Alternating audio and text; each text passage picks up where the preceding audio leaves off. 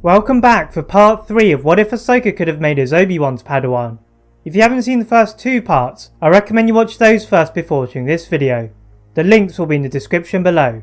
Ahsoka instinctively turned around, her senses now fully alerted to her surroundings. She recognised the darkness, but this time it was pure. Shaking off the darkness, Ahsoka headed for the cell of the Organas. Opening the cell door with a gentle swipe of her hand, she sees Bail and Breya on opposing sides of the cell, tied to the wall with cuffs and looking exhausted.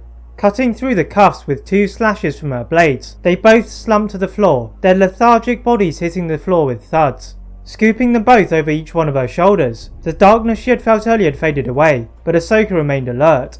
Above her, the alarms flash and then go off, alerted to the stormtroopers that Ahsoka disposed of earlier.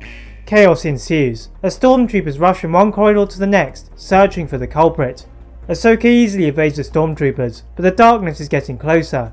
An encounter was inevitable.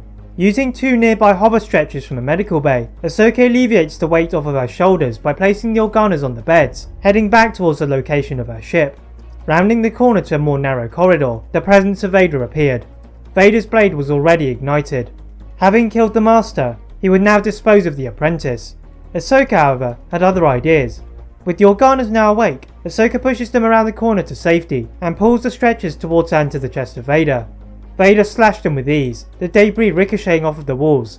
Taking a giant step forward, the Sith Lord clashed blades with Ahsoka. Even with her increased lightsaber abilities, this was not a fight Ahsoka would or try to win.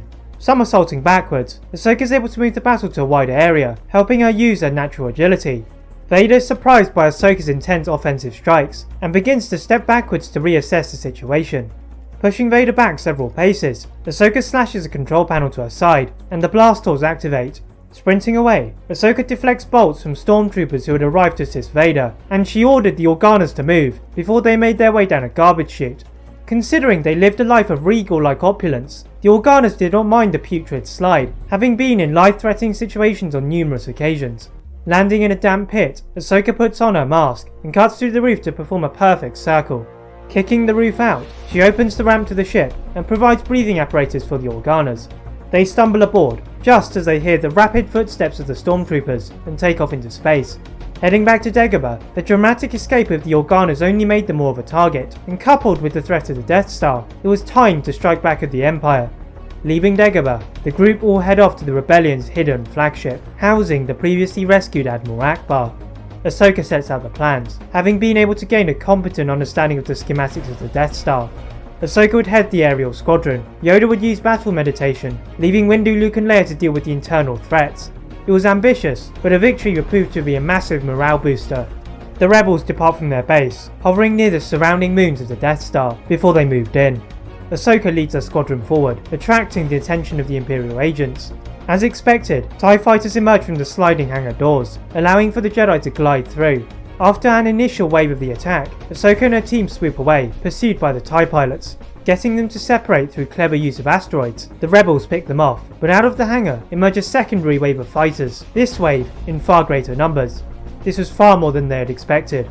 Meanwhile, Windu, Luke and Leia have entered the Death Star, and are not given even a moment to adapt to their unfamiliar surroundings, as they meet a barrage of blaster fire.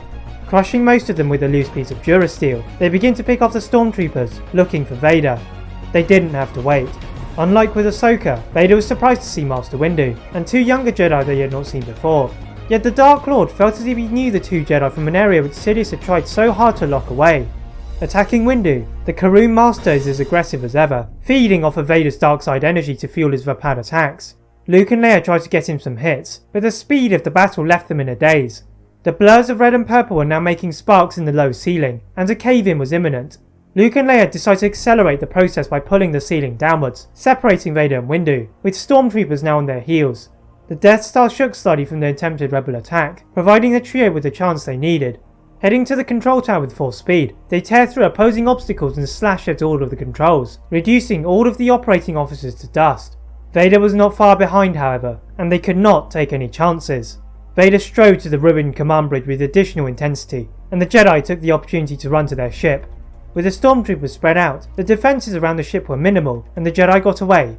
Joining in with the battle, they are fortunate that they had managed to escape in time, as the super weapon was now ablaze, the rebel fleet chipping away at the Death Star's rapidly falling defences. leaving the Death Star to explode. They noticed that Vader managed to escape unscathed in his TIE Advance shuttle, but that would not dampen the spirits of the rebels in that moment. One threat had gone, but soon it would be replaced by another. That is it for part 3 of What If Ahsoka Could Have Made as Obi-Wan's Padawan. If you'd like to see a part 4, please like this video, and if you're new to this channel and my other channel, subscribe for more tips. And as always, leave a comment on what if you'd like to see next, and how I can improve my videos. Thank you very much for watching, and see you next time.